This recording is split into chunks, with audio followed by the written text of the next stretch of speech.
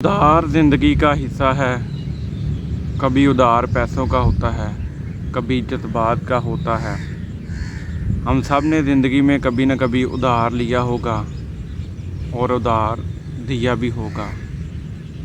पैसे का उधार तो उतर जाता है, एक होता है जज्बात का उधार, वो बहुत जानलेवा साबित होता है।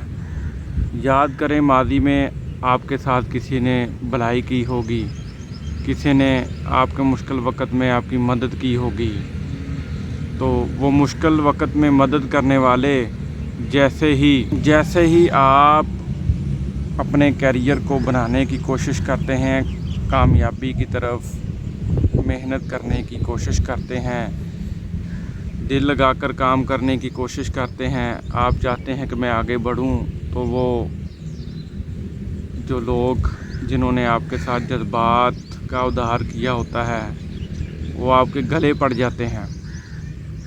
वो आपको तानो तशनी करते हैं, आपको याद दिलाते हैं कि आज जो कुछ भी हैं आप उनकी वजह से हैं। सारी कामयाबी का क्रेडिट वो खुद लेते हैं। वो कहते हैं हम अगर आपकी मदद ना करते तो आज तुम कुछ भी ना होते। और हाल ये है कि उन लोगों की वजह से आज हम ज़हनी मरीज़ बन चुके हैं। हम उनका सामना नहीं करना चाहते।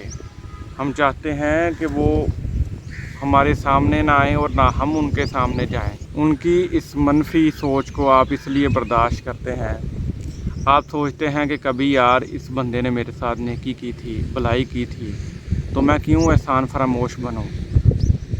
तो मुखलिस इंसान कभी आपको अपने एहसानों की लिस्ट में नहीं रखता। जो लोग हर वक्त आपको एहसास दिलाएं कि उन्होंने आप पर एहसान किया है, तो समझ जाएं वो आपके मुखलिस नहीं हैं, वो आपके खैर ख्वाह नहीं हैं, वो जज्बात के सौदागर हैं, वो आपके दिन और रातों का सुकून बर्बाद। दोस्तों, अपने ऊपर रहम करें। अगर आप आने वाले महीनों, सालों और आने वाले वक्त में कामयाब होना चाहते हैं, तो इन जज्बाती सौदागर दोस्तों से, इंसानों से बचें।